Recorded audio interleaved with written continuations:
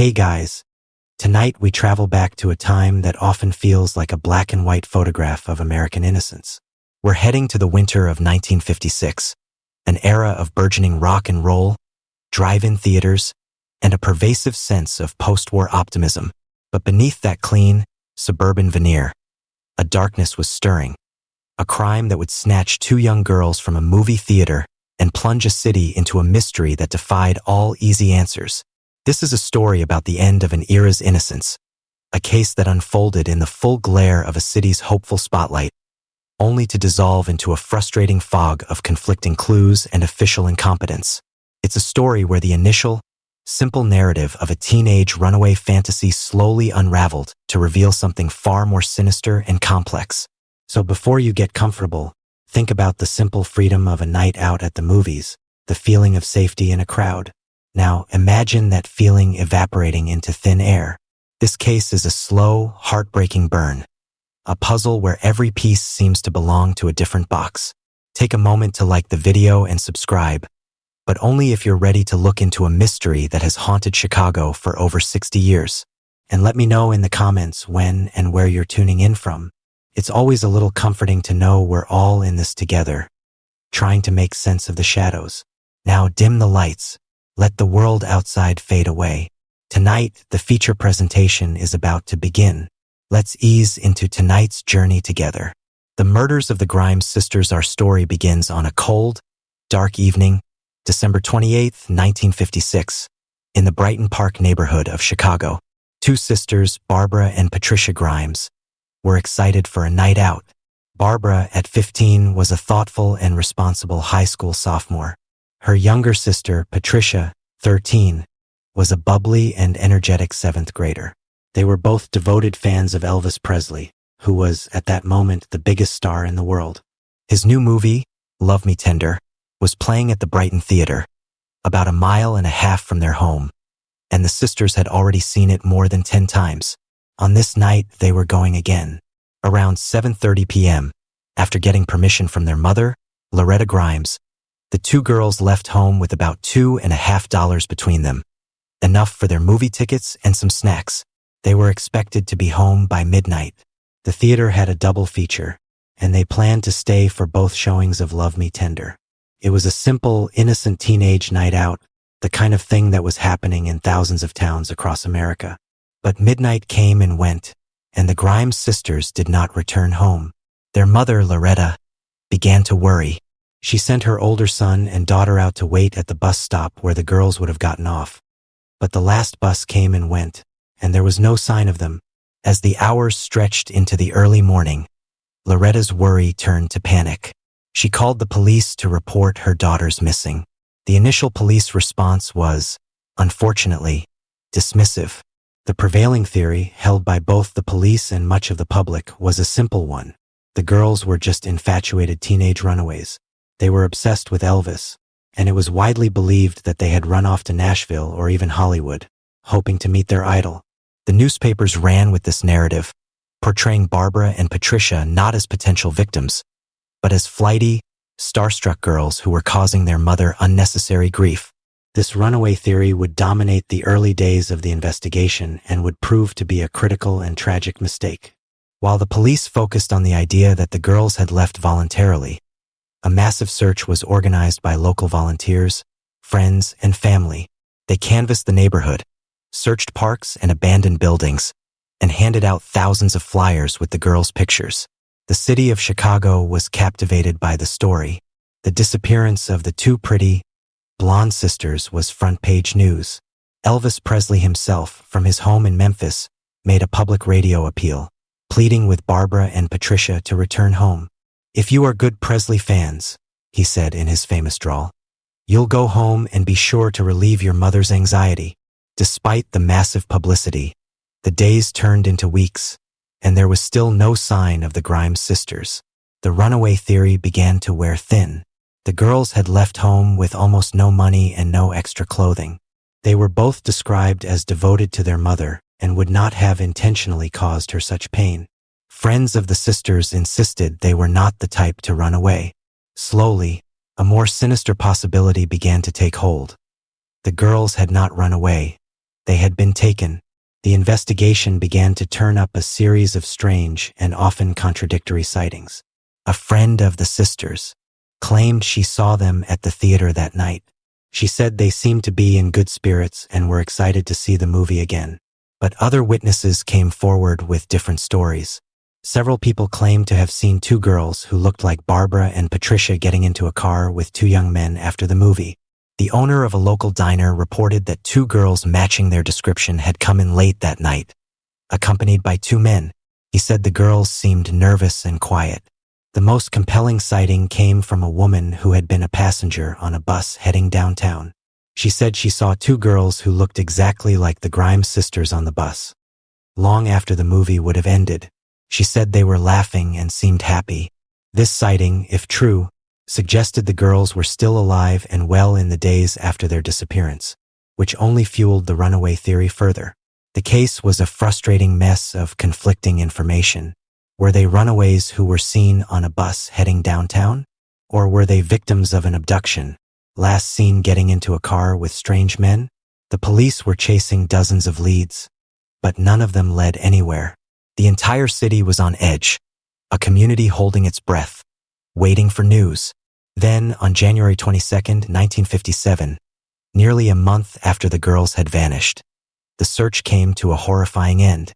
A construction worker named Leonard Prescott was driving down a quiet, desolate stretch of road called German Church Road in a wooded area just outside of Chicago, near the town of Willow Springs.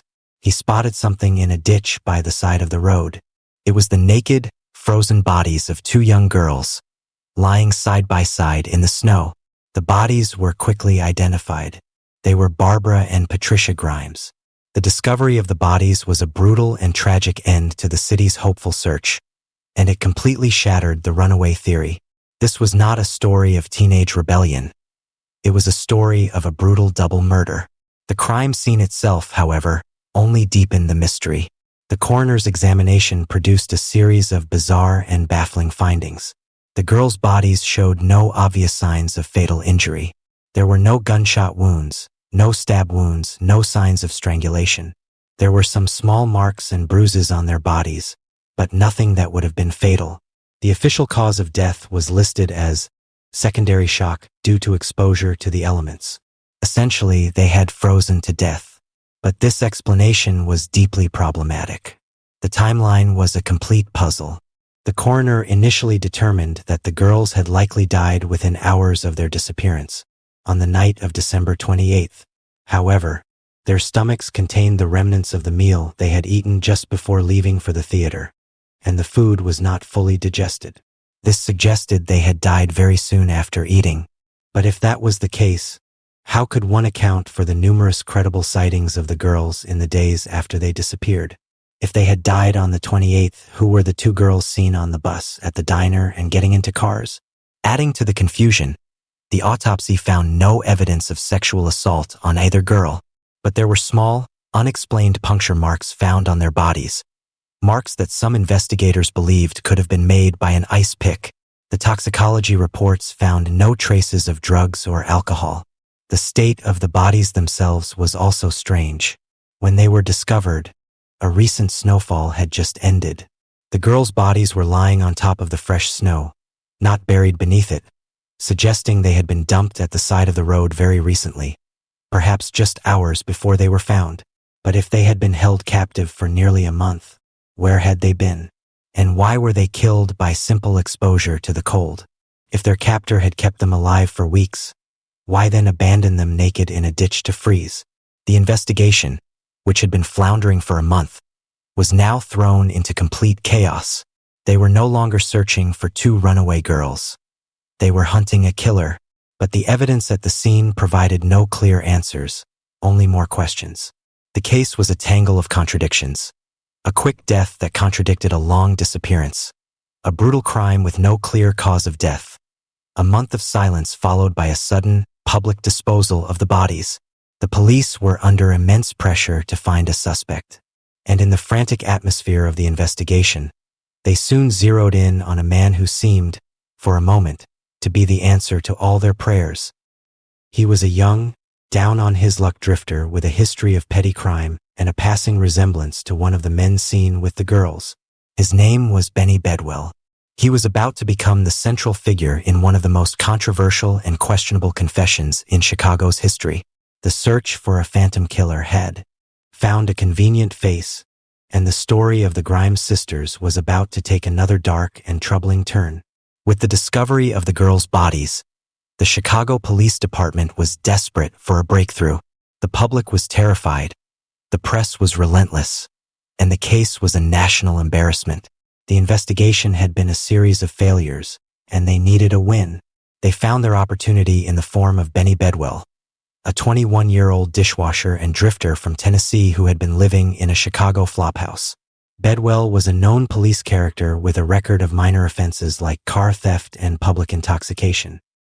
He was uneducated, easily confused, and bore a passing resemblance to a composite sketch of one of the men who had been seen with two girls resembling the Grimes sisters. On January 27th, just days after the bodies were found, Bedwell was arrested. He was subjected to a long and intense interrogation. For days, he was questioned relentlessly by a team of detectives. He was likely exhausted, intimidated, and confused, and then he confessed. Bedwell signed a detailed, 14-page confession, admitting that he and another man, a 30-year-old drifter whom he knew only as Frank, had abducted the two sisters. He claimed they had met the girls at a diner, had taken them out drinking for several days, and had kept them at various cheap hotels around the city. He said they had fed the girls hot dogs and had treated them roughly, but he denied killing them. He claimed that after several days, he had simply left, leaving the girls with Frank. The confession was a sensation. The police announced to the press that they had solved the case. The headlines declared that the fiend had been caught. Benny Bedwell was the monster everyone had been looking for. The city breathed a collective sigh of relief, but almost immediately, Bedwell's confession began to fall apart. The details he provided were full of inconsistencies and contradicted the known facts of the case. He couldn't provide a last name for his alleged accomplice, Frank. The timeline he gave for the drunken party didn't match the coroner's findings that the girls had died shortly after their last meal. And most importantly, his story could not be corroborated by any physical evidence or independent witnesses. Just a few weeks later, Benny Bedwell completely recanted his confession. He claimed that he had been coerced by the police. He said the detectives had beaten him, deprived him of sleep, and told him that if he just signed the confession they had written for him, he could go home. "I was tired, I was weary," he later told reporters. "I would have signed a confession to killing Abraham Lincoln." The case against Bedwell collapsed. With no evidence other than a recanted confession, the state had no choice but to drop the charges. Benny Bedwell was released, his name forever linked to the crime, but legally cleared. The police were back at square one, and the investigation had been dealt a major blow to its credibility. They had been so desperate for a suspect that they had seemingly forced a confession from a vulnerable and unreliable man. With Bedwell cleared, the investigation lost all momentum. It splintered into a dozen different directions, each one a dead end. The police looked into other local suspects, including a man who owned a restaurant where the girls had been seen, and even a local police officer who had a history of questionable behavior. But no solid evidence ever emerged against anyone. Over the years, other theories have been proposed. One suggests that the girls were the victims of a hit-and-run car accident. In this scenario, the driver, fearing the consequences, took the girls' bodies and stored them somewhere, perhaps in a deep freeze, for weeks, before dumping them on the side of the road once the initial search had died down. This would explain the lack of fatal injuries and the fresh state of the bodies when they were found. It's a compelling theory, but it doesn't account for the strange puncture marks or the numerous sightings of the girls after their disappearance. Another theory, and one that has gained traction among some modern researchers, connects the Grimes sisters' murders to a string of other unsolved crimes against young people in the Chicago area during the same period. It suggests that a serial killer was operating in the city, a predator who targeted teenagers and was able to move through the city without leaving a trace. The Grimes sisters, in this view, were just two of his many victims. But again, this theory is speculative. a pattern drawn from a series of unconnected cold cases. The mystery of what happened to Barbara and Patricia Grimes after they left the Brighton Theater on that cold December night has never been solved. Their case is a tragic study in investigative failure. The initial, flawed assumption that they were runaways cost the police valuable time and led them to ignore early, crucial leads. The coerced confession of Benny Bedwell further derailed the investigation and cast a permanent shadow of doubt over the entire police department's handling of the case. The story of the Grimes sisters is a quiet and heartbreaking one. It is a story not of a dramatic hunt or a media-savvy killer, but of a slow, creeping realization that something terrible had happened and a justice system that was completely and totally unequipped to find the truth. The girls were not starstruck runaways. They were victims. They were two sisters who went to see a movie and never came home, their final hours a complete and total blank. Their case is a chilling reminder of a time when children could vanish into the night and the systems designed to protect them could fail so completely. The mystery of their deaths has become a permanent part of Chicago's dark history, a cold case that serves as a quiet and sorrowful monument to two lost girls and the end of a city's innocence. The collapse of the case against Benny Bedwell was a turning point from which the investigation never recovered. The Chicago Police Department had staked its reputation on his confession, and when it disintegrated, so did any sense of forward momentum. The public's trust in the police was shattered, and the investigation descended into a state of quiet paralysis. The case of the Grimes sisters became a political hot potato, a symbol of incompetence that no one in authority wanted to touch. In the years that followed, the case officially remained open, but it was, for all intents and purposes, cold. The files grew thicker with crank letters, psychic readings, and baseless tips, but no new credible leads emerged. The story of Barbara and Patricia Grimes faded from the front pages, replaced by new headlines and new tragedies. But for the Grimes family, and for the city of Chicago, the mystery lingered, a wound that refused to heal. Loretta Grimes, the girl's mother, never gave up hope of finding justice for her daughters. She became a vocal critic of the police investigation, publicly accusing them of incompetence and of trying to scapegoat an innocent man in Benny Bedwell. She spent the rest of her life haunted by the loss, never wavering in her belief that the runaway theory had been a deliberate and cruel misdirection. She passed away in 1989, never knowing who had killed her children. As the decades passed, the case became a kind of obsession for a small, dedicated community of researchers, journalists, and amateur detectives.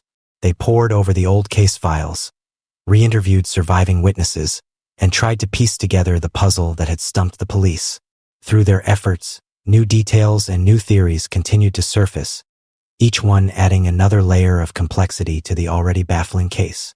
One of the most persistent and compelling theories to emerge in recent years focuses on a man named Charles Leroy Melquist.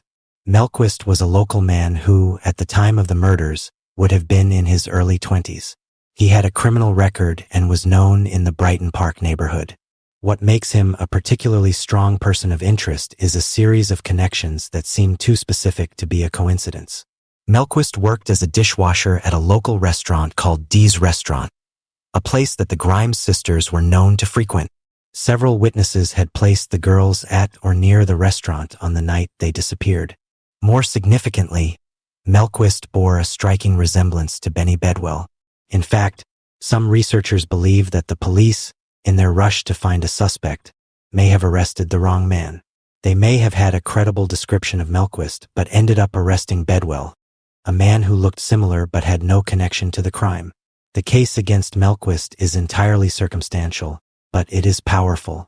He had the opportunity, he was known in the area, and he fit the general description of the man seen with the girls. He also had a history of violence. Years after the Grimes sisters' murders, Melquist was convicted of another, unrelated murder and was sent to prison, where he died. He was never officially named as a suspect in the Grimes case during his lifetime, but for many modern researchers, he remains the most likely candidate, the killer who hid in plain sight while the police chased ghosts and forced false confessions. The theory that the girls were victims of a hit-and-run accident also continues to have its proponents. The lack of major injuries, the strange cause of death, exposure, and the possibility that the bodies were stored for a period of time before being dumped all fit this narrative. In this scenario, the killer was not a predatory monster, but an ordinary person who made a terrible mistake and then made a series of even more terrible decisions in a panic-fueled attempt to cover it up. This theory offers a more mundane but perhaps more plausible explanation for some of the case's strangest elements. It transforms the crime from a sinister act of malice into a tragic story of accident, cowardice, and concealment. The mystery of the sightings of the girls in the days after their disappearance also remains a key point of debate. Were these all cases of mistaken identity, fueled by the intense media coverage? Or were the girls actually alive for a period of time after they left the theater? If so, this would completely contradict the coroner's initial findings and would suggest a scenario of abduction and confinement. Some researchers have re-examined the initial autopsy reports and have questioned their accuracy. They point out that in the 1950s, the science of determining time of death was far from exact. It's possible that the coroner was simply wrong, and that the girls were kept alive for days or even weeks before being killed. This would align with the witness sightings and would suggest a killer who was not just violent, but also calculating and patient, a predator who was able to hold 2 teenage girls captive in a major metropolitan area without being detected. The legacy of the Grimes sisters' murders is a profound and somber one. It is a story that marked a turning point for a generation of Chicagoans. For many parents, it was the end of an era of innocence, the moment they realized that the world was not as safe as they had believed. The simple act of letting a child go to the movies alone was no longer seen as a safe and normal part of growing up. The case instilled a new kind of fear in the community, a fear of the random, faceless predator. It also stands as a stark and cautionary tale about the dangers of a flawed police investigation. The initial fixation on the runaway theory was a catastrophic error, a product of the societal biases of the time, which often dismissed teenage girls as flighty and unreliable.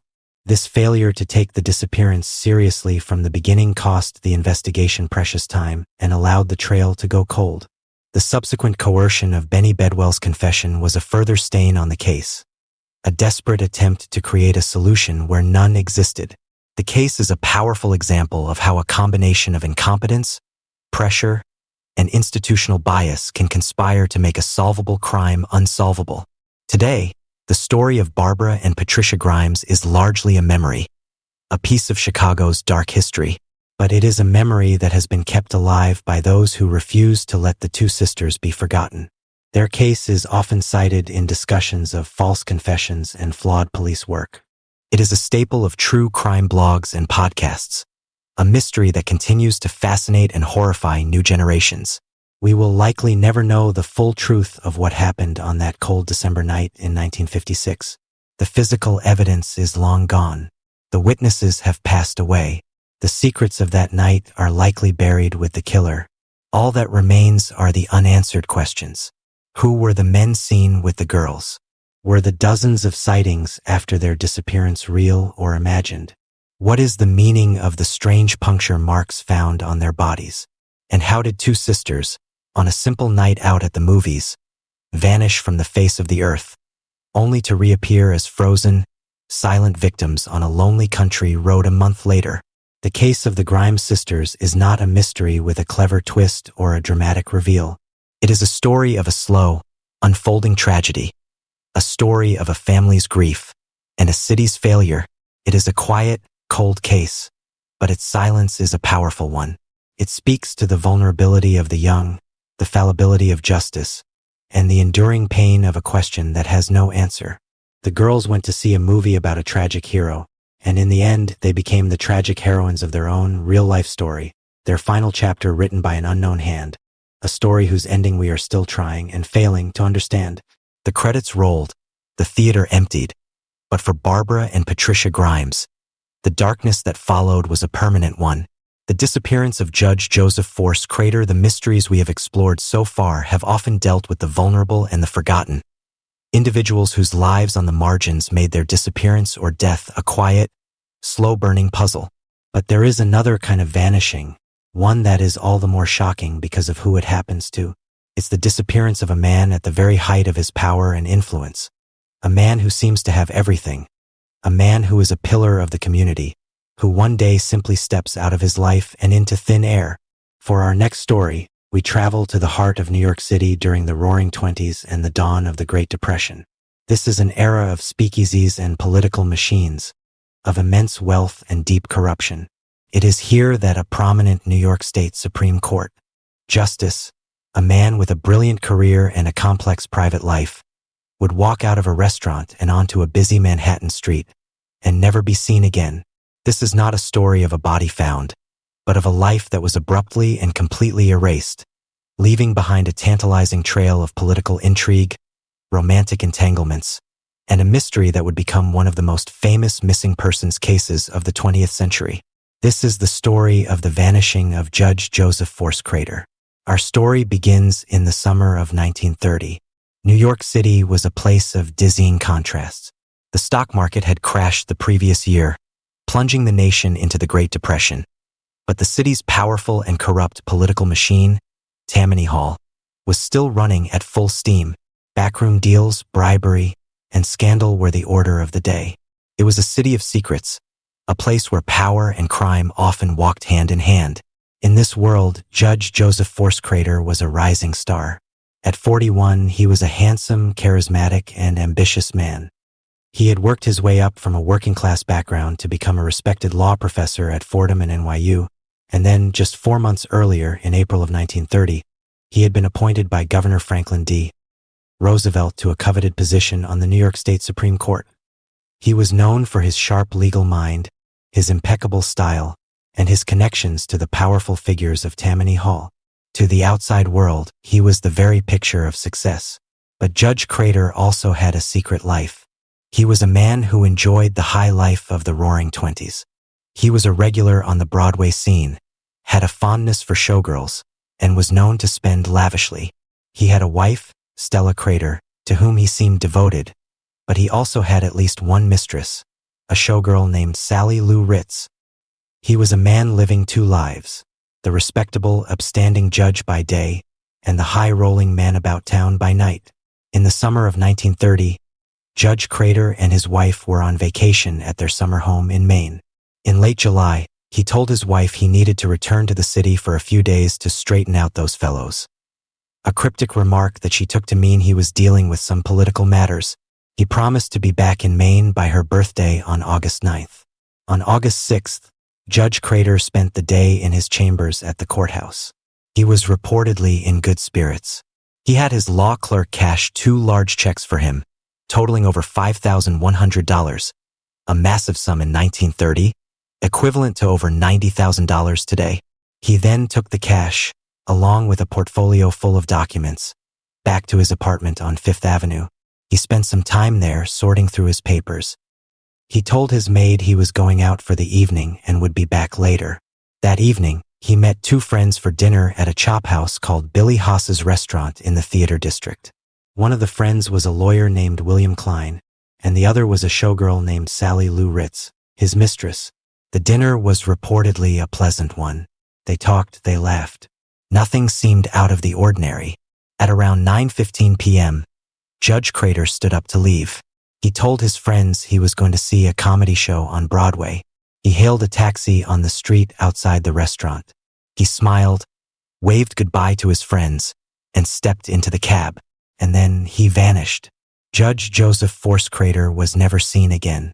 For 10 long days, no one even realized he was missing. His wife, Stella, was still in Maine, expecting him to return for her birthday. His colleagues at the courthouse assumed he was still on vacation.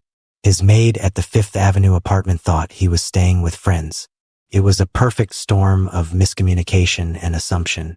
It wasn't until he failed to appear for the opening of the court session on August 25th that his colleagues finally became alarmed. A quiet, behind-the-scenes search began. The police were not officially notified until September 3rd, nearly a month after he had disappeared. By then, the trail was ice-cold. The delay, born of a desire to avoid scandal and protect the reputation of a prominent judge, had given his abductors or his own disappearing act a massive head start. When the news of his disappearance finally broke, it became a national sensation. Crater vanishes, the headlines screamed. He was dubbed the missingest man in New York. The idea that a powerful Supreme Court judge could simply disappear from a busy Manhattan street was shocking and deeply unsettling.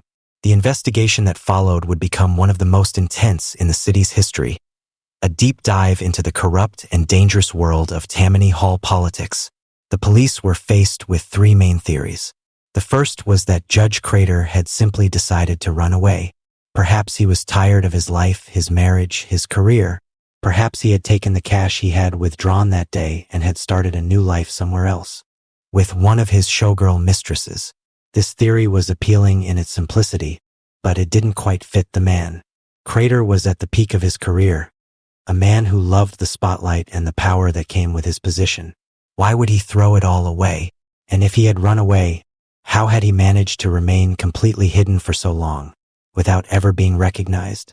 The second theory was that he was a victim of foul play, murdered by the criminal underworld. As a judge, he had likely made enemies, but the investigation soon revealed a more specific and dangerous possibility. At the time of his disappearance, a major corruption investigation was underway, targeting the very heart of the Tammany Hall political machine. It was rumored that Judge Crater, through his political connections, had knowledge of some of the machine's most sensitive and illegal activities. It was whispered that he might have been about to testify in the corruption probe, or that he was being blackmailed by powerful figures. In this scenario, Judge Crater was not just a missing person. He was a political liability. He had been straightening out those fellows, just as he had told his wife, and those fellows had decided that the only way to straighten him out for good was to make him disappear. He had been murdered by the mob to ensure his silence. This theory seemed to fit the context of the time perfectly. It was a story of a good man who had gotten in too deep with the wrong people and had paid the ultimate price. The third theory was a variation of the second, but with a more personal twist. It suggested that his disappearance was not related to his judicial duties, but to his secret life. Perhaps he had a gambling debt he couldn't pay, or perhaps his disappearance was the result of a crime of passion, a love triangle with a jealous husband or another lover of one of his showgirls. His complicated private life offered a host of potential motives for someone to want him out of the picture. The investigation became a massive, sprawling effort. Detectives interviewed hundreds of people, from high-powered politicians to Broadway chorus girls. They searched for the taxi driver who had picked him up that night, but he was never found. They dredged the city's rivers. They followed up on hundreds of false sightings from all over the country and even the world. 4 years, spotting Judge Crater became a kind of national pastime. But the investigation was also hampered by the very corruption it was trying to navigate. Witnesses were intimidated. Key figures refused to talk. The code of silence of the underworld was absolute. The police were trying to solve a mystery in a city where secrets were a form of currency. One of the most intriguing and mysterious parts of the case was the portfolio of documents that Crater had taken from his office that day. After he disappeared, his wife Stella returned to their apartment. She found the cash he had withdrawn stuffed in a dresser drawer, but the portfolio was gone. And inside one of the empty envelopes, she found a cryptic note written by her husband. It simply said, "I am very weary. Love, Joe." What was in that portfolio? Were they the documents that held the key to the Tammany Hall corruption? Were they blackmail material? Or were they simply personal papers? The contents of that portfolio, like the judge himself, vanished without a trace. The case of Judge Crater became more than just a missing persons case. It became a symbol of the deep and pervasive corruption of the era. His empty seat on the bench was a constant public reminder of a man who had been swallowed by the system he was supposed to represent. The grand jury investigation into his disappearance would continue for years, but it would never lead to an indictment. No one was ever charged in connection with his vanishing. He was eventually declared legally dead in 1939. The story of Judge Crater is a perfect storm of a mystery. It has a charismatic and complex central figure, a backdrop of political corruption and high-stakes intrigue, a cast of colorful characters from showgirls to mobsters, and a complete and total lack of physical evidence. It is a story where the truth was likely buried under layers of power, influence, and fear. The question was not just where Judge Crater had gone, But who had the power to make a man disappear so completely, and why? The city had its secrets, and it seemed determined to keep them. The missingest man in New York remained missing, his fate a permanent, haunting question mark hanging over the city's glittering, corrupt skyline. In the years and decades following Judge Crater's vanishing, the case became a cornerstone of American folklore, a real-life noir mystery that refused to fade. His name became a common phrase, to pull a crater, meaning to disappear completely. The investigation, while officially open for decades, produced a steady stream of tantalizing but ultimately unverifiable clues, each one adding another layer of myth to the already legendary case. Stella Crater, the judge's wife, never gave up the search for her husband, or at least for the truth of what happened to him. She became a widow in limbo, unable to move on, forever tied to the mystery. For years, she held onto the belief that he was alive, that he had run off with another woman and would one day return. But as time went on, she became convinced that he had been a victim of foul play, murdered by the corrupt political machine he had become entangled with. She lived a long and quiet life, passing away in 1969, nearly 40 years after her husband walked out of that restaurant, still without any definitive answers. The Tammany Hall corruption scandal, which many believed was at the heart of Crater's disappearance, did eventually explode. The investigation, known as the Seabury Commission, exposed a vast network of bribery and graft that reached the highest levels of New York City government, leading to the resignation of Mayor Jimmy Walker. Many of the powerful figures that Crater had known, the fellows he was going to straighten out, were disgraced. It is widely believed that Crater had direct knowledge of their crimes and that his potential testimony would have been devastating. This theory remains the most powerful and widely accepted explanation for his disappearance. He was a witness who was permanently silenced before he could talk. But who did the silencing? The list of potential culprits within the Tammany Hall orbit is long. One prominent theory focuses on a shadowy political fixer who was a known associate of both Crater and the city's mob bosses. This man would have had the motive to protect the political machine and the means, the connections to the criminal underworld, to orchestrate a clean and professional disappearance. In this scenario, Crater was likely lured into a car, murdered, and his body disposed of in a way that would ensure it would never be found, perhaps buried in the foundation of a new construction project, a common method for the mob at the time. Another, more specific theory came to light decades later in 2005. A woman named Stella Ferrucci Good, who was 91 years old at the time, came forward with a deathbed confession she had heard from her late husband. She claimed her husband had told her that a police officer and his brother, a taxi driver, had murdered Judge Crater and had buried his body under the Coney Island boardwalk. According to this story, the officer was connected to the mob and was acting on their orders.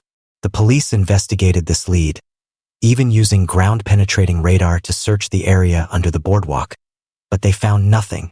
The story, like so many others, was a compelling piece of anecdotal evidence, but it could not be proven. The mystery of the two women who were with Crater on his final night also lingered. Sally Lou Ritz, his showgirl mistress, was questioned extensively. She maintained that she knew nothing about his plans or his disappearance. She eventually faded from the public eye, her brief moment in the spotlight of a national scandal coming to an end. The other woman, the lawyer William Klein's friend, also offered no useful information. They were simply the last people to see him, the witnesses to the moment a man stepped out of his life and into legend. The case of Judge Crater is a powerful illustration of a particular kind of crime, one that is possible only in a world of deep systemic corruption. It is a story about how power can be used not just to commit a crime, but to erase it. The silence that surrounded Crater's disappearance was not a natural one. It was a manufactured one, a silence enforced by fear and political influence. The witnesses who knew something were too afraid to talk. The officials who might have had suspicions were too compromised to act. The truth was not just hidden, it was actively suppressed. The cultural impact of the case was immense. It became a symbol of a bygone era, a shorthand for the high-stakes world of New York in the age of speakeasies and political bosses. The story has been referenced in countless books, films, and television shows. He is the ghost in the machine of New York history, a man who represents the dark side of the city's glittering ambition. What makes the Crater case so enduring is its perfect, almost literary structure. It has a hero with a fatal flaw, a secret life that makes him vulnerable. It has a cast of powerful villains, the shadowy figures of Tammany Hall. It has a damsel in distress, his loyal wife Stella, searching for the truth. And it has the ultimate MacGuffin, the missing portfolio, the container of secrets that holds the key to the entire mystery. But unlike a work of fiction, this story has no final chapter. We are left to wonder forever about the contents of that portfolio. What secrets did Judge Crater take with him from his office that day? Were they documents proving the corruption of the city's most powerful men? Were they love letters from his mistress? Or were they simply legal papers of no consequence at all? The answer to that question likely holds the answer to his fate. The search for Judge Crater's body has never officially ended. Even today, when construction crews dig into the foundations of old New York buildings, there is a small, whispered thought in the back of some people's minds. Will they find the judge? He has become the city's most famous lost soul. His bones rumored to be part of the very concrete and steel that make up the modern metropolis. In the end, we are left with a story that is as much about a time and a place as it is about a man. It is a story about the New York of the 1930s, a city of immense energy, creativity, and corruption, a city that was capable of creating a man like Judge Crater, and just as capable of swallowing him whole. The mystery of his disappearance is not one that can be solved with DNA or modern forensics. The trail is not just cold. It is buried under nearly a century of history, under layers of concrete, and under a mountain of lies and silence. The truth of what happened on that August night in 1930 is known only to the men who were in that taxi, the men who orchestrated the vanishing. And they, like the judge himself, are long gone. All that remains is the legend of the missingest man in New York. A story that serves as a chilling reminder that sometimes, the most effective way to keep a secret is not to hide it, but to erase the person who knows it. Judge Joseph Force Crater didn't just disappear. He was deleted from the world, a man of power and prominence who learned too late that in the city of secrets, some secrets are so dangerous that they demand a human price. His empty chair on the bench of the New York State Supreme Court became a permanent monument to a man, a city, and a truth that were lost forever. The disappearance of the Beaumont children, the mysteries we've explored have taken us through the dark corridors of power, the silent woods of the American heartland, and the shadowy fringes of society. They are stories that often leave us with a sense of unease about the world of adults. But there is another kind of vanishing, one that is so pure in its tragedy, so complete in its violation of the natural order, that it strikes a deeper and more primal chord of fear. It is the disappearance of children from a place they should be safest, a crime that doesn't just break a family, but breaks a nation's heart. For our next story, we travel back across the world, to the sun-drenched beaches of Adelaide, Australia, in the mid-1960s. This is an era of booming prosperity and burgeoning beach culture, a time of seemingly endless summer days and a pervasive sense of national innocence. It is here, on a hot public holiday, that three young siblings would take a short bus ride to the beach for a day of fun, and then simply vanish from the face of the earth. This is not a story with a complex web of clues, but one defined by a profound and terrifying void. It is a case that would forever change the way Australians saw themselves and their country. This is the story of the disappearance of the Beaumont children. Our story begins on Australia Day, January 26, 1966. The city of Adelaide was in the midst of a heat wave. The sun beat down, and the air was thick and still. For many families, the only place to find relief was the beach. Glenelg Beach, a popular seaside suburb of Adelaide, was packed with people. The sand was a patchwork of colorful towels and umbrellas. The water was full of swimmers, and the air was filled with the sounds of laughter and radios playing the latest hits. It was a perfect summer day. At their home in the suburb of Somerton Park, just a few miles from the beach, the three Beaumont children were getting ready for a day out. There was Jane, the oldest at 9, a responsible and motherly big sister. There was Arna, 7, a mischievous and energetic middle child. And there was Grant, the youngest at 4, a happy and adventurous little boy. They were good kids, from a loving and stable home.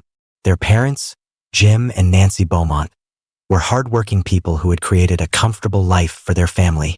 They trusted their children, and they trusted their community.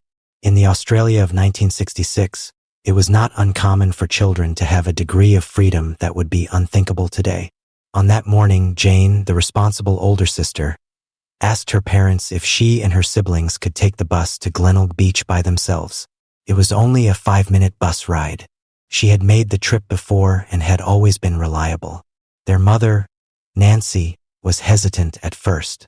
The beach would be crowded, and Grant was still very young. But Jane was persuasive. She was a sensible girl, and she promised to look after her younger brother and sister. Reluctantly, Nancy agreed.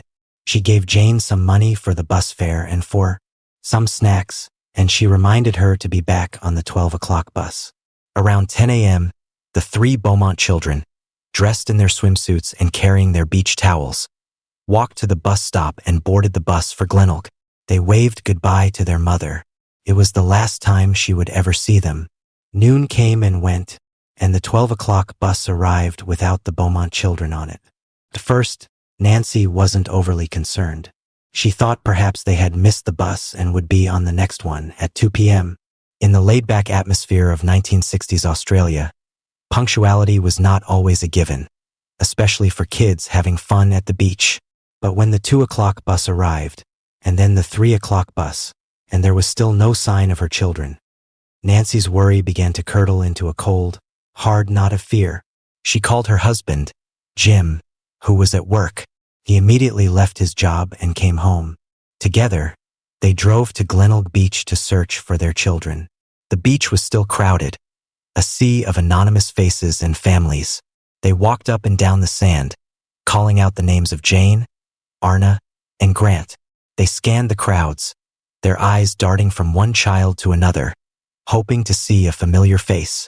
But there was nothing.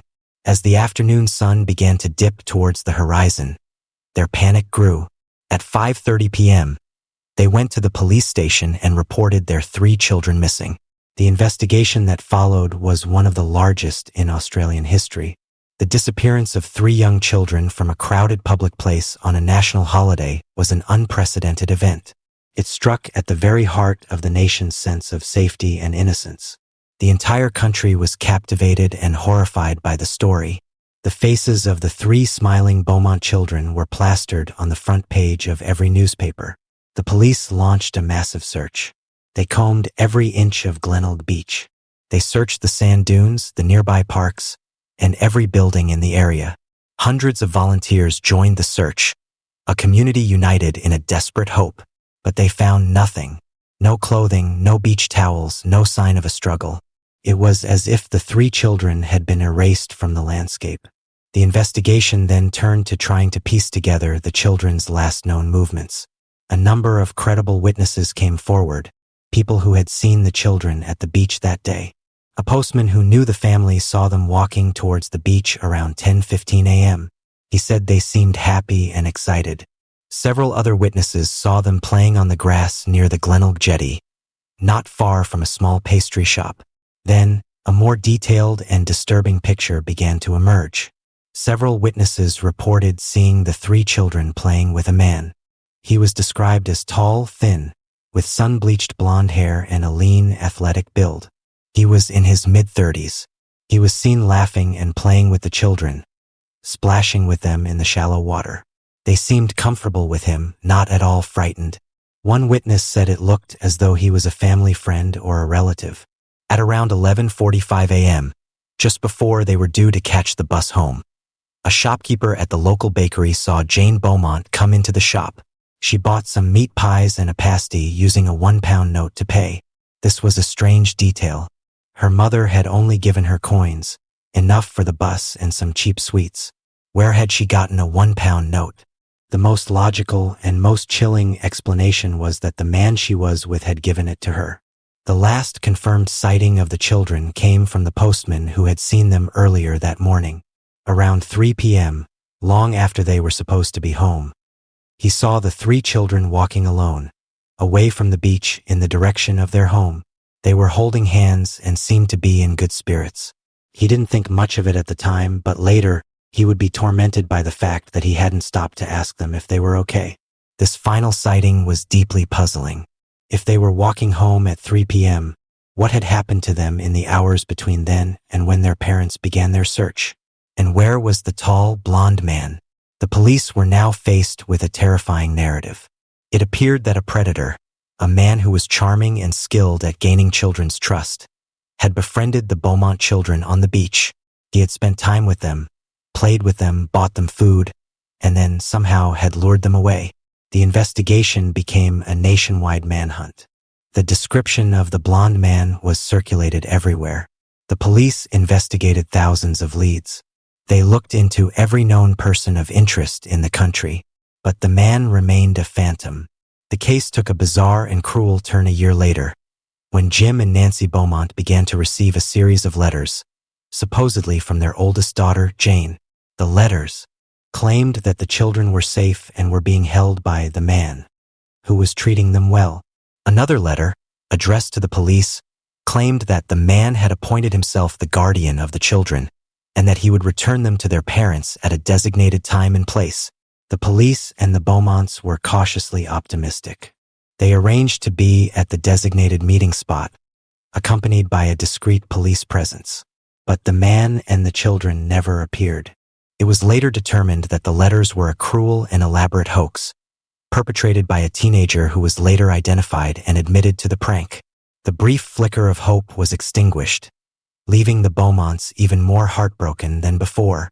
Years passed and the case grew colder, but it never left the public consciousness. The disappearance of the Beaumont children had a profound and lasting impact on Australian society.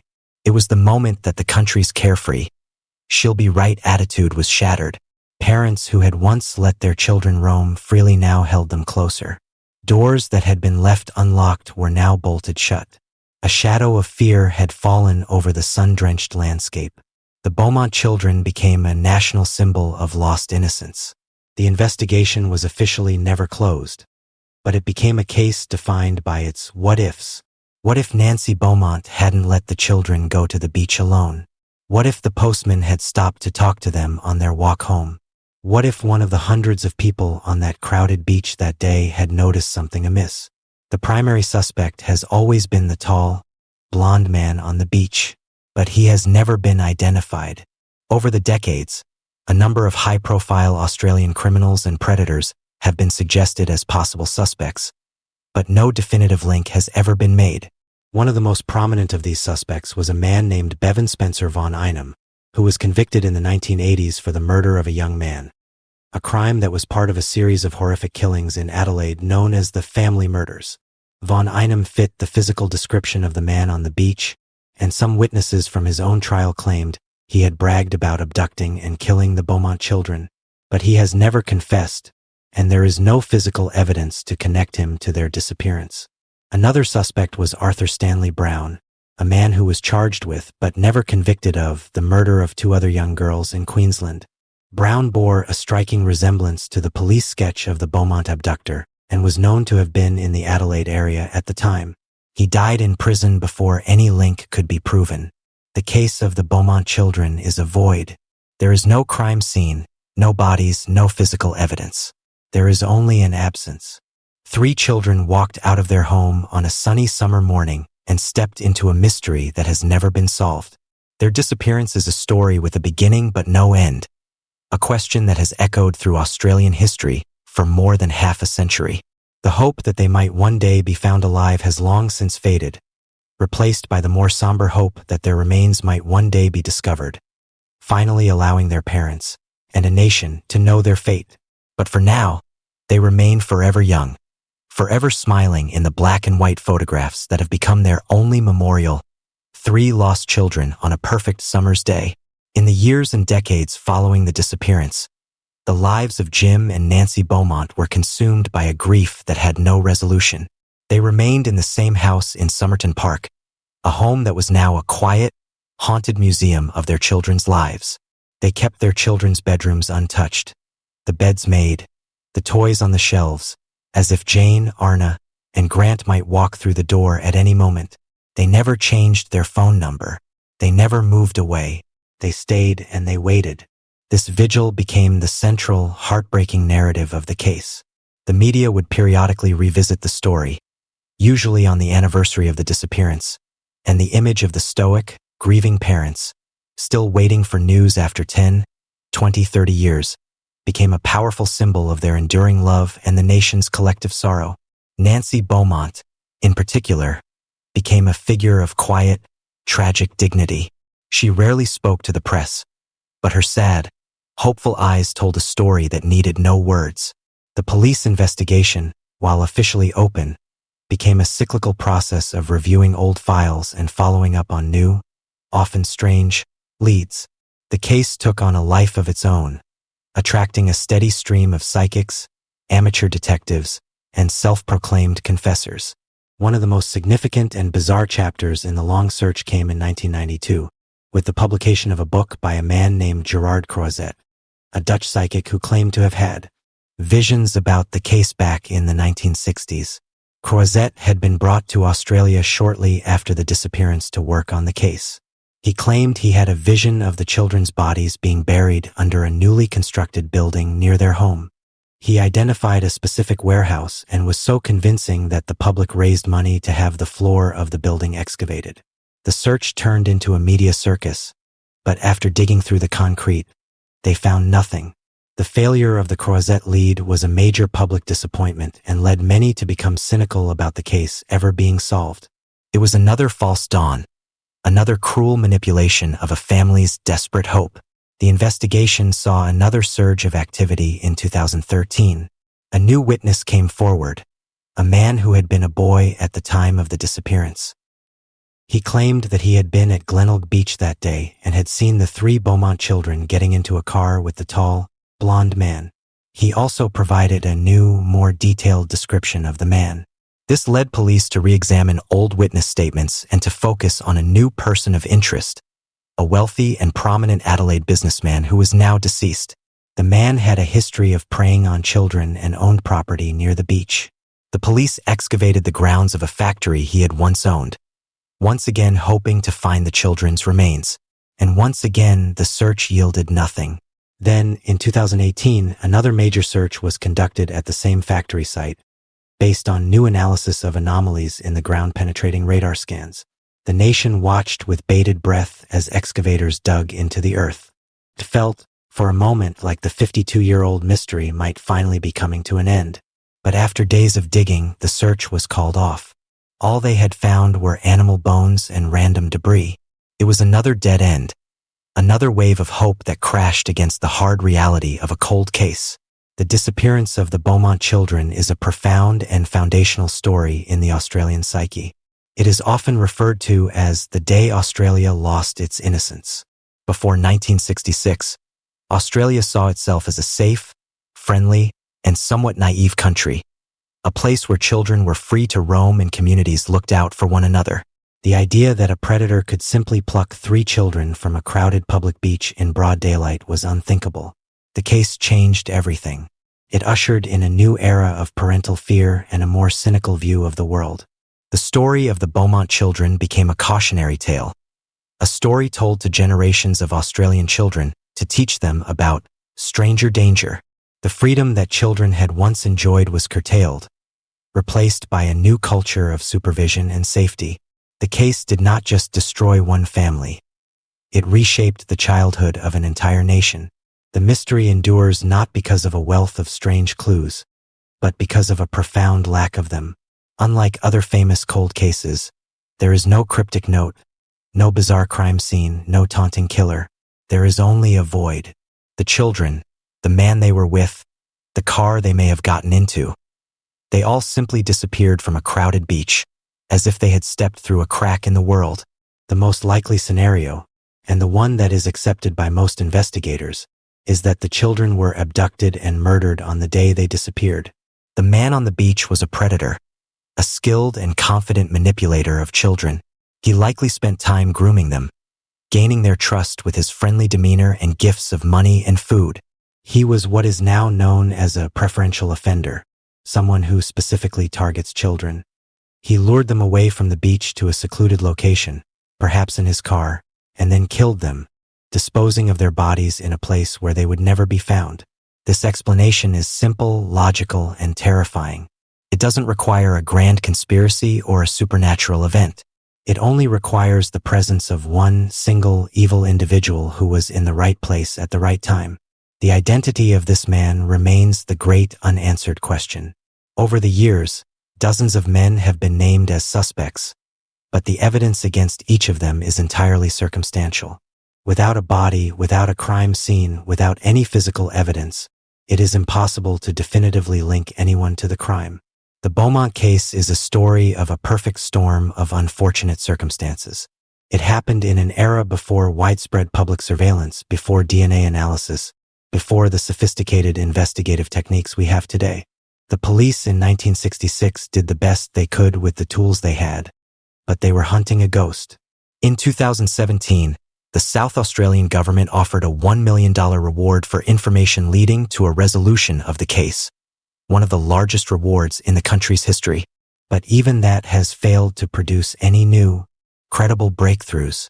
Jim Beaumont passed away in 2023, Nancy having passed away in 2019. They died without ever knowing what happened to their children. They spent over 50 years waiting, a vigil that defined their lives and became a symbol of a nation's enduring grief. Their story is a heartbreaking testament to the power of a parent's love and the profound, unending pain of an unresolved loss. Today, Glenelg Beach is still a popular and vibrant place. Families still spread their towels on the sand. Children still splash in the waves. But for those who know the story, a shadow lingers over the bright, sunny landscape. It is impossible to stand on that beach and not think of Jane, Arna, and Grant. It is impossible not to scan the crowd and feel a faint echo of the fear and confusion that descended on that place so long ago. The disappearance of the Beaumont children is more than just a cold case. It is a piece of living history, a national wound that has never fully healed. It is a story that reminds us that sometimes the most terrifying mysteries are the simplest ones. There is no complex puzzle to solve, no secret code to crack. There is only a void and the terrible, silent question that hangs within it. How can 3 children simply vanish from the world? The answer is as simple as it is horrifying. Because someone took them, and the fact that we may never know who that someone was is the final, tragic injustice in a story defined by loss. The sun set on that Australia Day in 1966, and for the Beaumont family and for a nation, it has, in some ways, never truly risen again. The disappearance of Frederick Valentik, the mysteries we've explored have been firmly grounded on the earth. Tragedies that unfolded in homes, on beaches, and in quiet city parks. They are stories of human darkness, of puzzles left behind for us to solve. But for our final story, we leave the ground behind entirely and ascend into the vast, empty expanse of the sky.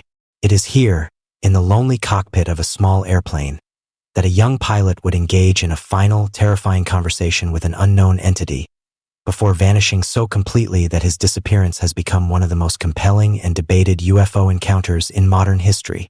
This is not a story of a crime scene, but of a final, chilling transmission from a man who was seeing something he could not explain. It's a mystery that blurs the line between a tragic accident and a genuine encounter with the unknown. A case that has no body, no wreckage, and no answer. Only a final, haunting radio broadcast that crackles with fear and wonder. This is the story of the disappearance of Frederick Valentik.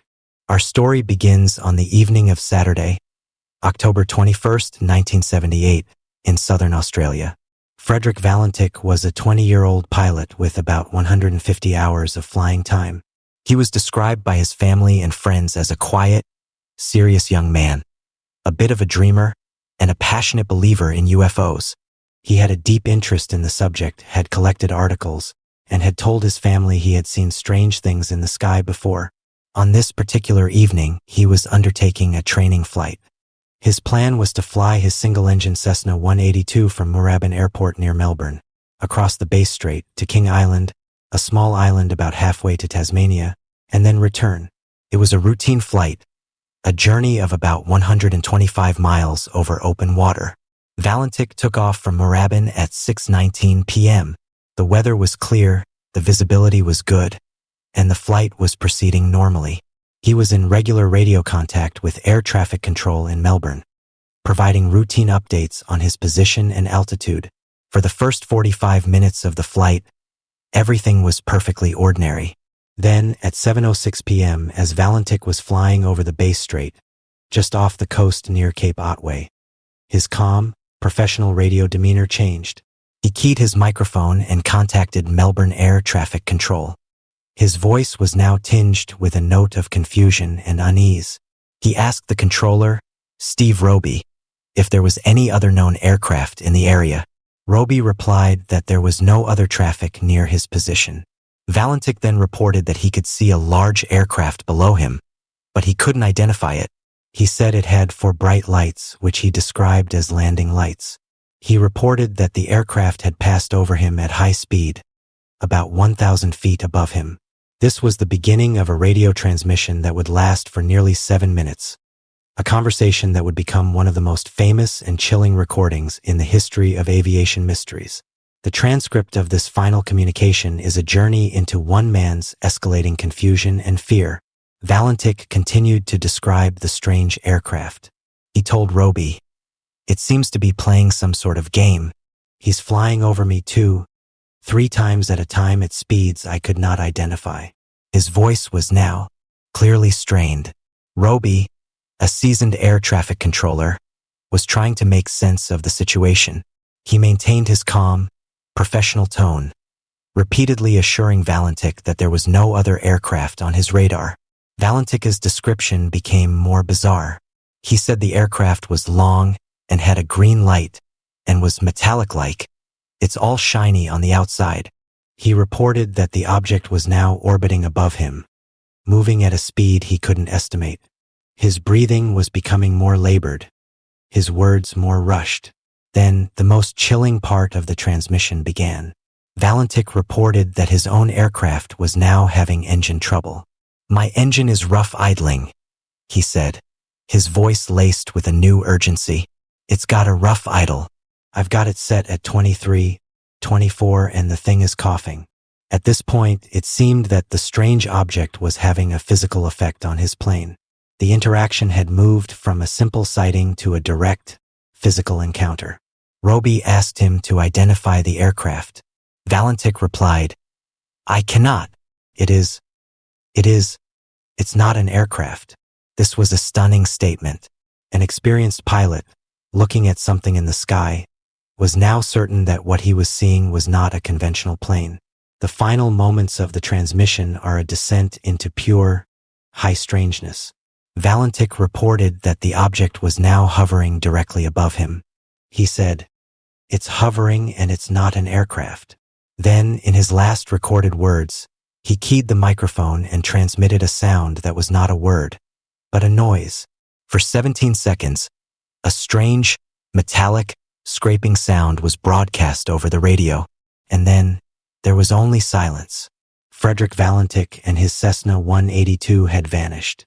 Immediately after the radio transmission cut out, a massive air and sea search was launched. For 4 days, military aircraft, Coast Guard vessels, and civilian volunteers scoured the waters of the Bass Strait. They searched 1,000 square miles of ocean, hoping to find any trace of the missing plane. An oil slick, a piece of wreckage, a life raft. They found absolutely nothing. Not a single piece of debris, not a drop of oil. It was as if the plane and its pilot had been completely and utterly erased from the sky. The search was eventually called off, and Frederick Valentik was declared missing, presumed dead. The official investigation, conducted by the Australian Department of Transport, was unable to come to any definitive conclusion. They reviewed the radio transcripts, interviewed air traffic controller Steve Roby, and considered every possible explanation. But the case was a complete anomaly. The final report stated that the reason for the disappearance could not be determined. They concluded that it was presumed fatal for Valentik. The official file was left open. In the absence of any official explanation, a host of theories emerged, each one attempting to make sense of Valentik's final, terrifying minutes. These theories, much like in the Dyatlov Pass case, fall into two broad categories: the rational and the extraordinary. The rational explanations attempt to find a logical, earth-based cause for the disappearance. One of the most prominent of these theories is that Valentik became disoriented and was, in fact, seeing his own plane's lights reflected off the calm surface of the water. This is a phenomenon known as spatial disorientation, where a pilot, especially at night over a featureless expanse of water, can lose their sense of up and down, becoming trapped in a graveyard spiral.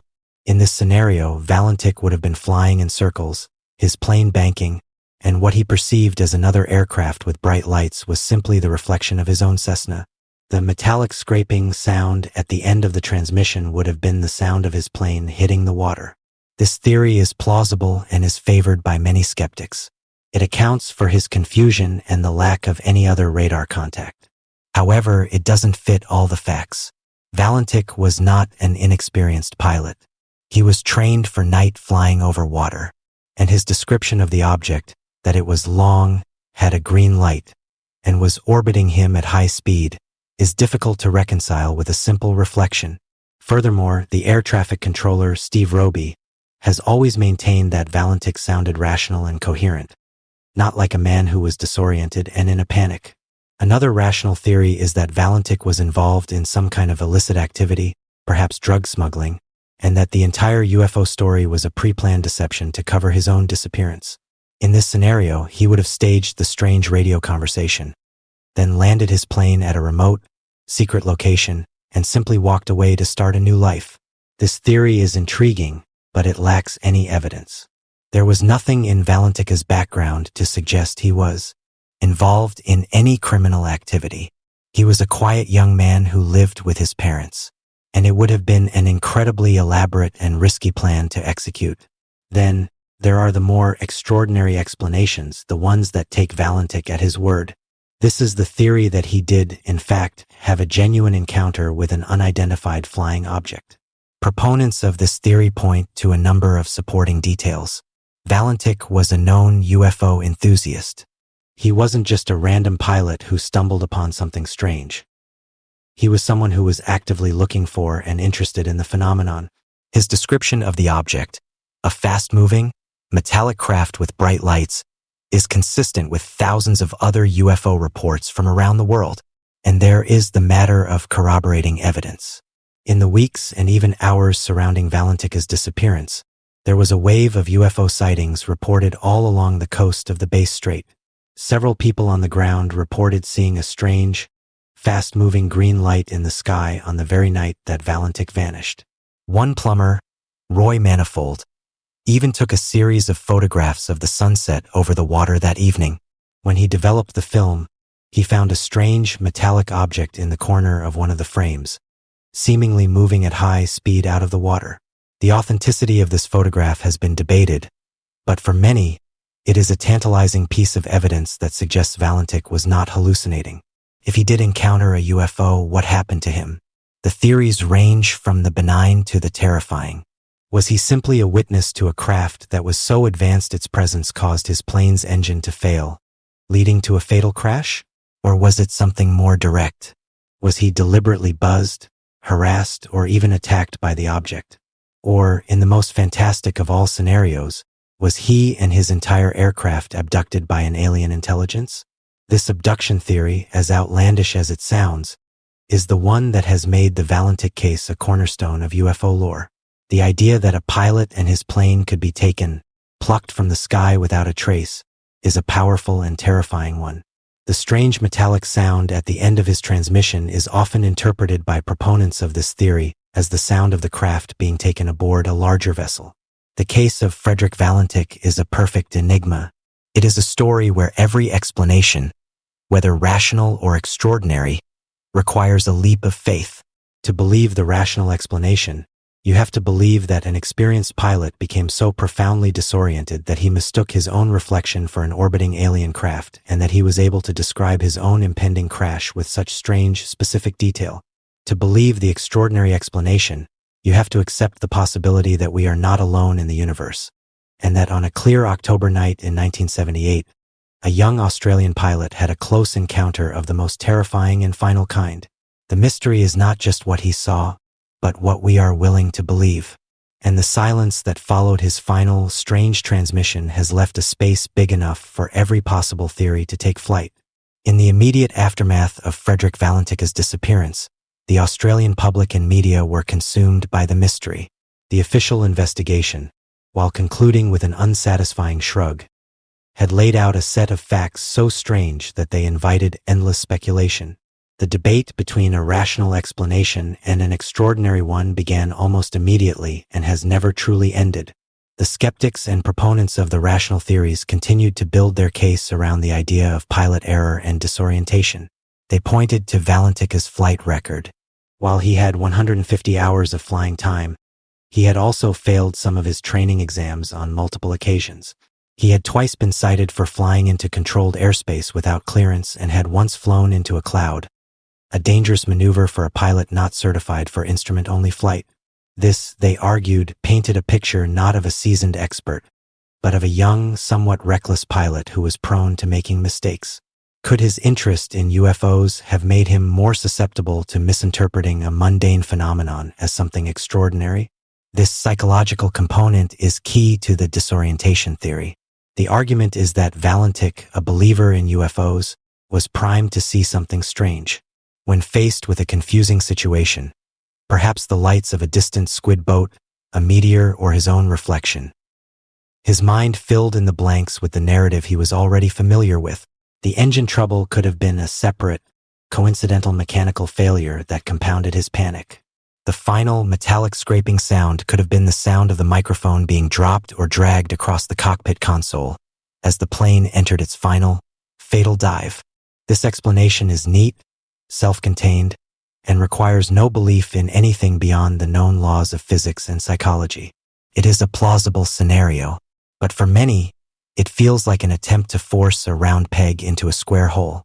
It doesn't fully account for the specifics of his description, the object's speed, its orbiting behavior, its metallic, non-aircraft appearance, and it doesn't account for the corroborating sightings. The reports of strange lights in the sky from multiple ground-based witnesses on the same night are a crucial part of the mystery. These were not just vague lights. Some witnesses described a large, intensely bright green object moving erratically, an account that aligns almost perfectly with what Valentik was describing from the air. These were independent witnesses, separated by miles, who had no knowledge of Valentika's plight at the time. Their testimony provides a powerful counter-argument to the idea that Valentik was simply hallucinating or disoriented. The photograph taken by Roy Manifold also remains a tantalizing piece of the puzzle.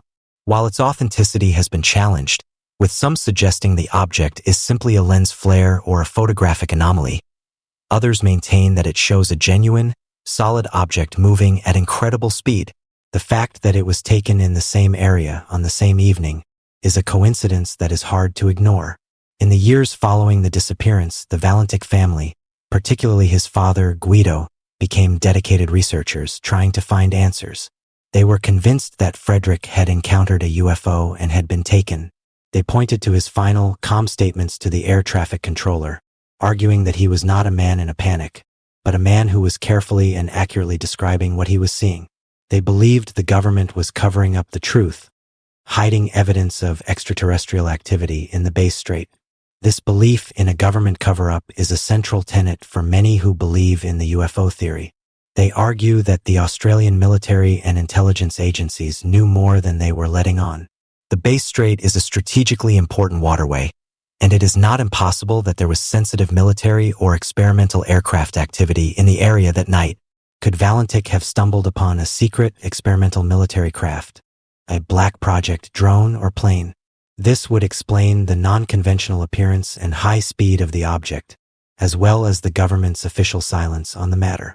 In this scenario, the UFO was not from another world, but from a top-secret hangar, and his disappearance was either an accident or a deliberate act to silence a witness.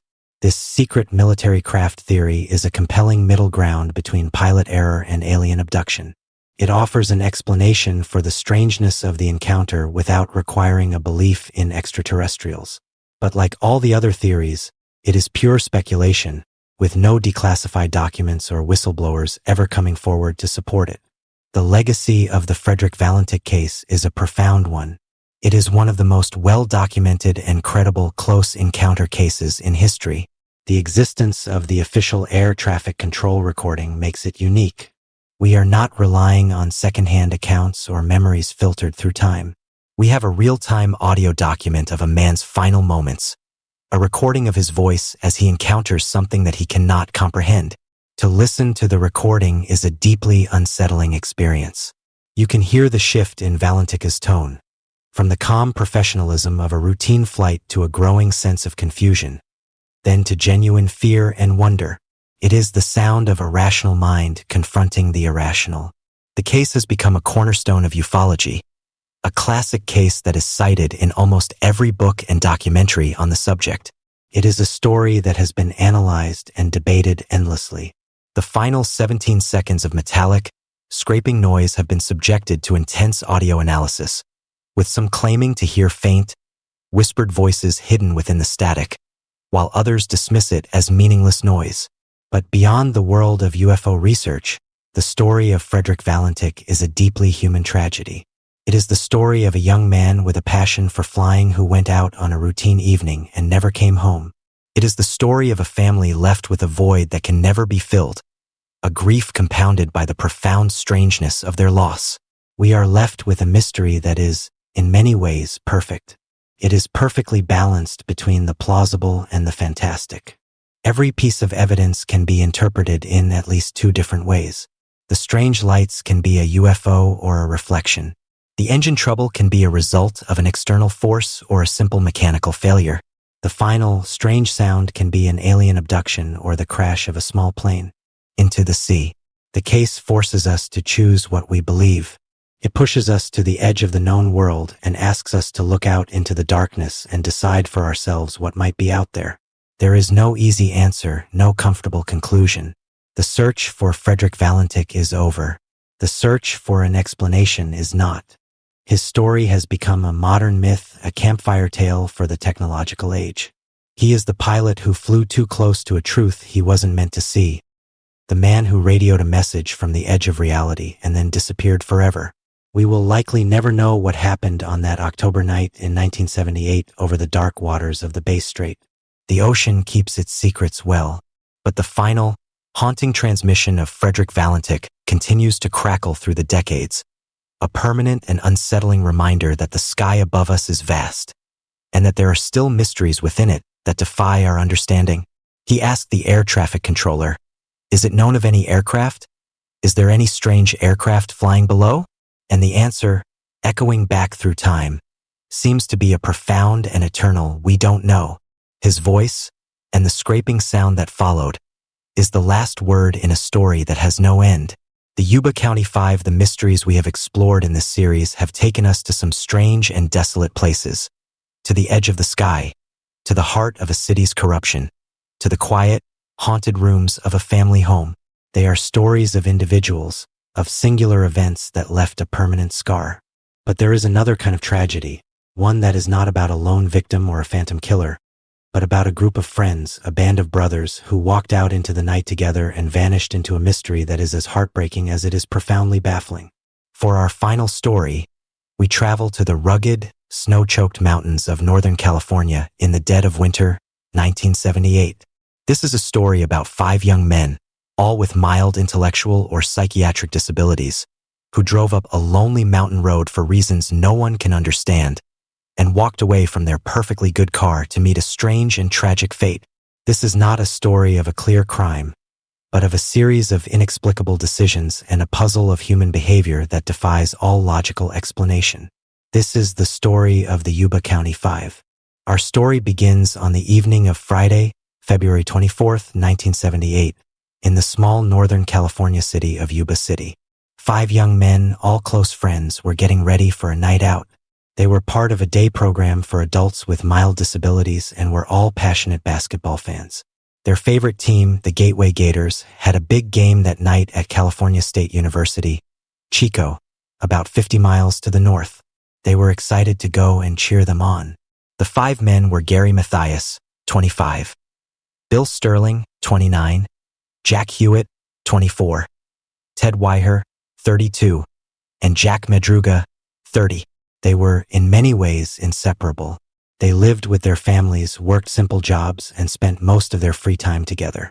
They were described by their families as sweet, gentle, and high-functioning, but also as naive and easily influenced. Madruga was the only one with a driver's license and owned a distinctive turquoise and white 1969 Mercury Montego. He was a careful and proud driver. Matthias had a history of schizophrenia but was on medication and was stable. The others had varying degrees of learning disabilities. They were a vulnerable group, but within their own tight-knit circle, they found support and friendship. On that Friday evening, they all piled into Jack Madruga's Mercury and drove to Chico for the basketball game. The game ended around 10 p.m. The Gators had won, and the five friends were in high spirits. After the game, they stopped at a local convenience store near the university.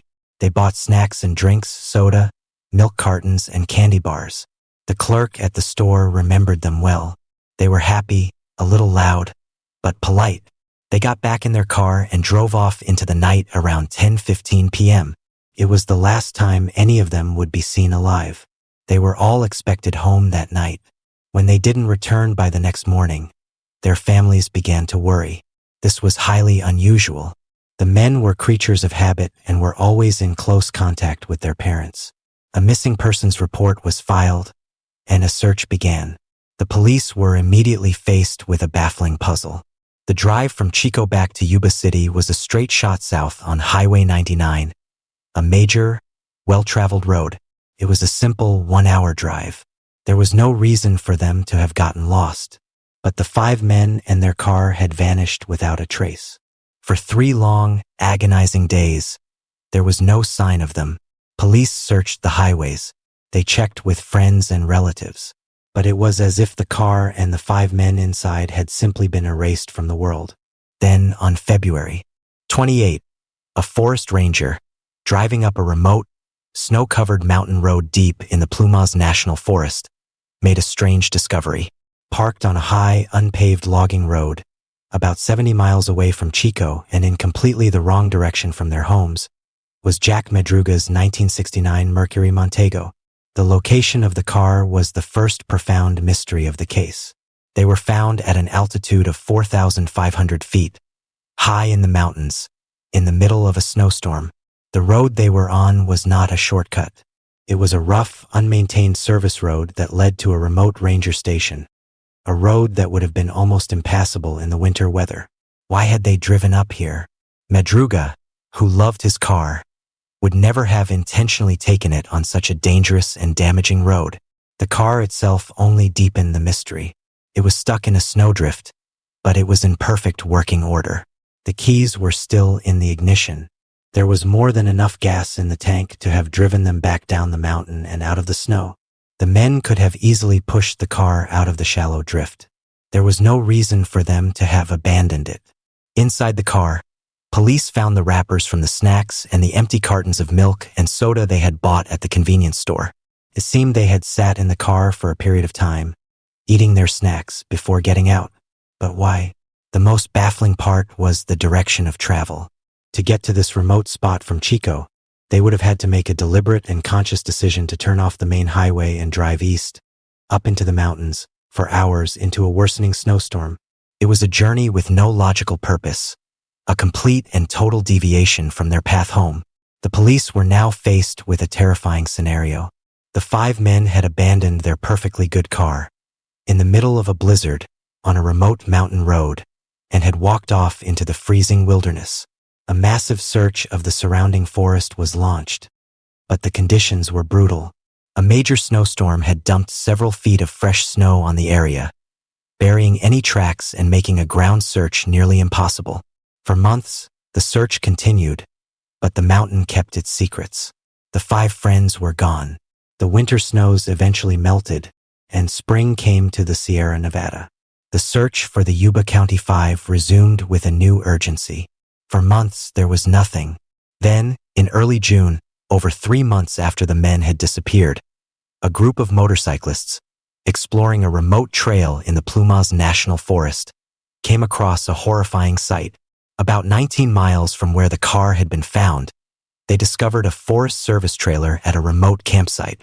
The window of the trailer had been broken. When they peered inside, they saw a body lying on a bed, wrapped in 8 sheets. It was the body of Ted Weiher. Weiher was emaciated. He had lost nearly 100 pounds. It was clear he had starved to death. His beard had grown long, suggesting he had been alive for a significant period of time after the disappearance, perhaps as long as 8 to 13 weeks. His feet were severely frostbitten. Lying on the table next to him was his wallet, his watch, and a gold necklace. Robbery was not a motive. The scene inside the trailer was a tragic and deeply puzzling one. The trailer was a U.S. Forest Service outpost, and it was fully stocked with emergency supplies. In a storage shed outside, there were enough canned goods and rations to have kept all 5 men alive for over a year, but the food in the shed had not been touched. Inside the trailer, a few cans had been opened with a P38 can opener, a tool that the men with military experience, Matthias and Madruga, would have known how to use. But the vast majority of the food supply, the food that could have saved their lives, was left unopened. Why would Ted Weiher, and presumably the other men, slowly starve to death in a trailer that was full of food? Were they unaware of the larger food supply in the shed? Or was there some other reason, some psychological barrier, that prevented them from accessing it? Perhaps they believed they were on private property and were afraid of getting in trouble for stealing the food. This is a possibility, given their developmental disabilities and their known respect for authority. The discovery of Weiher's body gave the searchers a new focal point. They began to comb the area between the abandoned car and the Forest Service trailer, a rugged and remote stretch of wilderness. 2 days later, they found the remains of Jack Madruga and Bill Sterling. Their bodies were found on opposite sides of a logging road, about 11 miles from the car. Madruga's body had been partially scavenged by animals. Sterling's was a skeleton.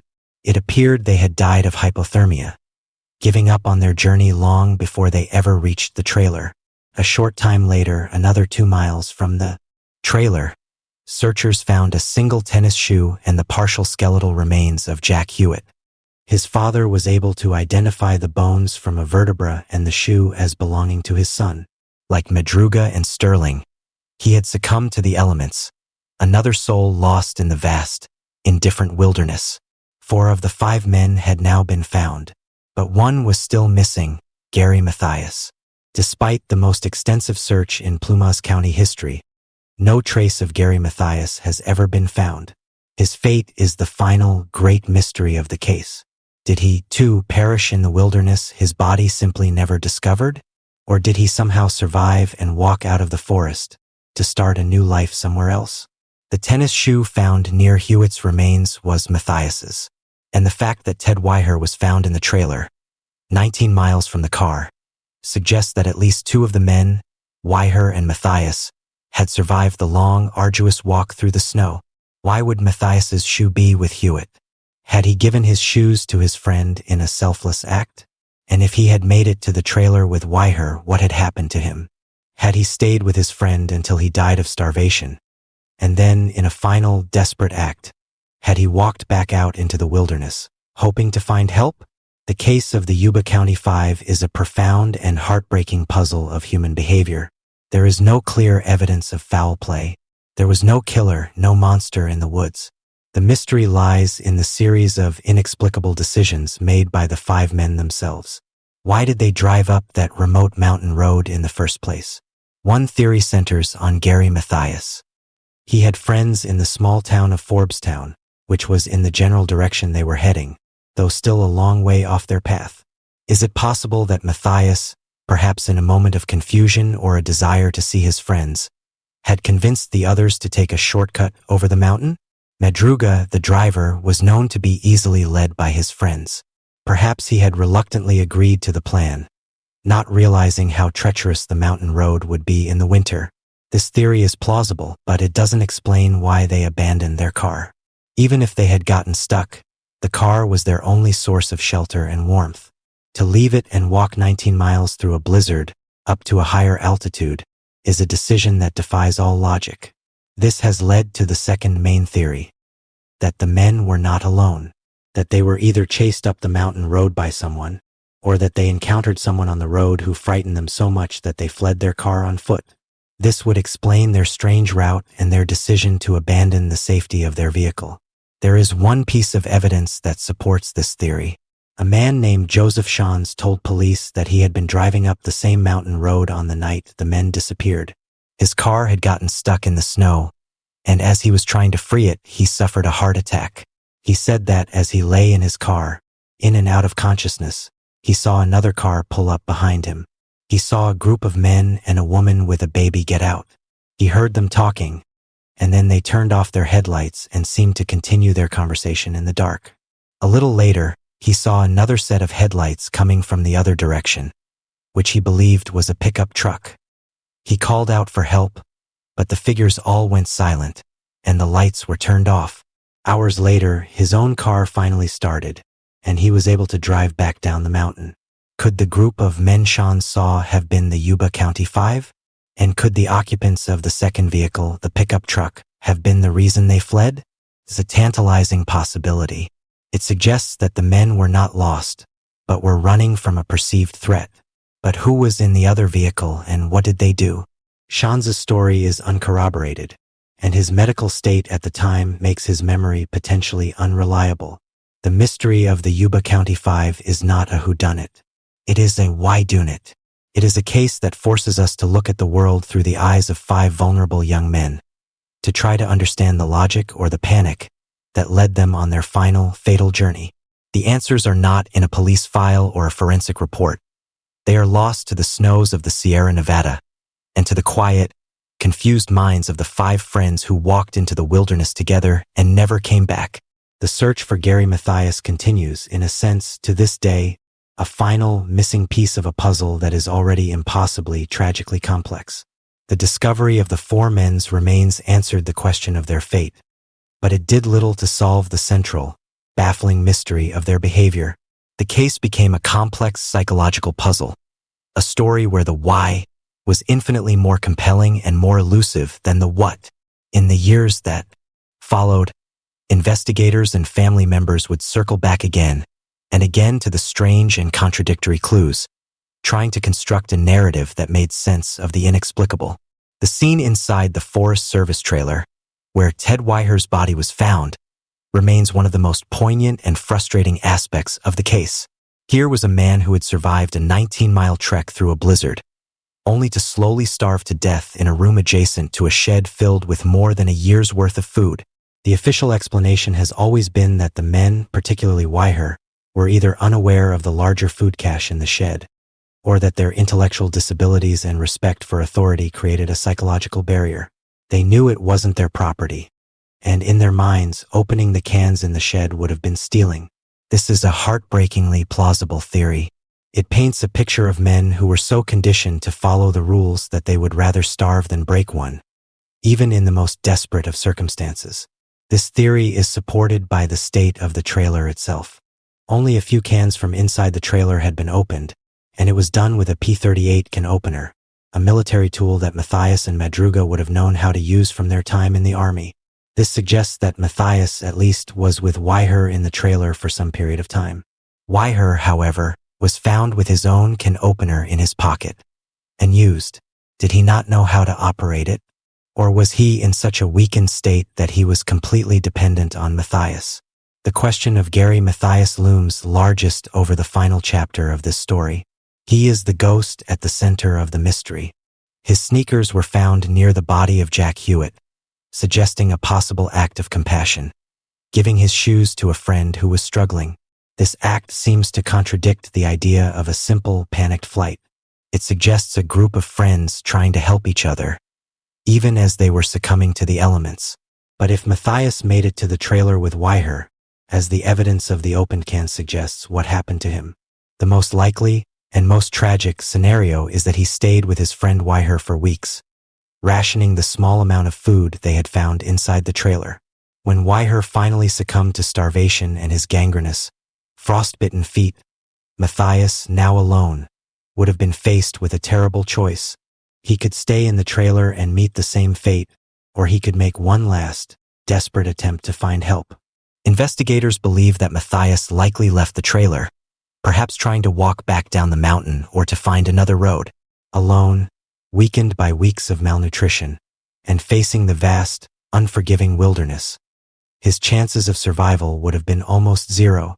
His body, they believe, lies somewhere in the vast, rugged terrain of the Plunge National Forest, lost forever to the elements, in a place so remote that it has never been found.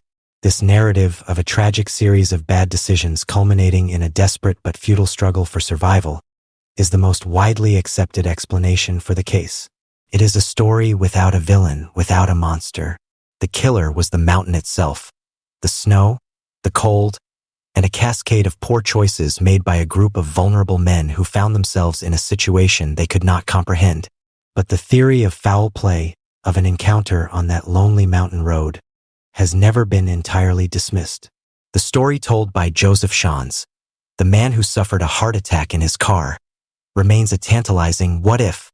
If Shans did see the Yuba County 5, and if he did see another vehicle, it opens up the possibility that the men were not just lost, but were running from someone.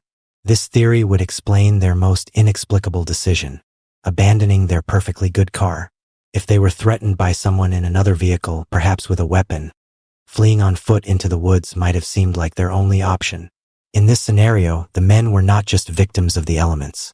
They were victims of a crime that was never reported and whose perpetrators were never identified. The deaths would still have been from exposure, but the cause of their flight would have been human malice, not just bad judgment. This theory, however, has its own problems. No other evidence has ever surfaced to support it. No motive for such a confrontation has ever been established, and it would require a perpetrator who was willing to chase 5 men into a blizzard and then simply disappear, leaving them to their fate. It's a compelling narrative, but it remains pure speculation, a ghost story built on the words of a single, uncorroborated witness who was in a state of medical distress. The legacy of the Yuba County 5 is a profound and somber one. It is a story that has been told and retold, not because it is a thrilling whodunit, but because it is a deeply human and heartbreaking puzzle. It is a case that forces us to confront the limits of our own understanding, to try to make sense of a series of actions that seem to defy all logic. For the families of the 5 men, the decades that followed were a long and painful journey of grief without closure. They were left with a story that had no ending, a set of questions that would never be answered. They remembered their sons and brothers not as the mentally handicapped figures of the newspaper headlines, but as loving, gentle, and joyful young men whose greatest misfortune was their own trusting innocence. They had ventured out into a world that was not equipped to protect them, and had paid the ultimate price. The case of the Yuba County 5 is often referred to as the American Dyatlov Pass, and the comparison is an apt one. Both cases involve a group of people, a remote and hostile environment, and a series of bizarre and inexplicable behaviors that led to their deaths. Both cases leave us with a profound sense of unease, a feeling that we are missing a crucial piece of the puzzle, a key that would unlock the entire mystery. But unlike Dyatlov Pass, with its hints of secret military tests or paranormal encounters, the mystery of the Yuba County 5 feels more grounded, more personal, and in some ways more tragic. There are no secret weapons or yetis here. There is only the heartbreaking story of 5 friends who, for reasons we will never know, made a wrong turn on a dark night and walked into a wilderness from which they could not escape. Their story is a quiet but powerful reminder of the vulnerability of those who live on the margins of our society. It is a testament to the enduring power of friendship, of men who tried to help each other even in the most desperate of circumstances. And it is a profound and humbling illustration of the fact that sometimes the most terrifying mysteries are not the ones with a monster at the end, but the ones with no monster at all. The only villain in this story may have been a simple human mistake, a single bad decision that spiraled into an irreversible tragedy. Today, the logging road where their car was found is still there, a remote and lonely track high in the mountains. The trailer where Ted Weiher's body was discovered has long since been removed, and somewhere in the vast, silent expanse of the Plunge National Forest, The remains of Gary Mathias likely still lie, his final secret kept by the trees and the stones. The case remains officially open, but unsolved. It is a story that ends not with a conclusion, but with a question mark. It is a quiet, sad, and deeply human mystery. A story that reminds us that sometimes the most frightening thing in the world is not the evil that men do, but the simple, tragic fact that sometimes things just happen, without reason, without explanation, leaving behind only sorrow and a silence that will last forever.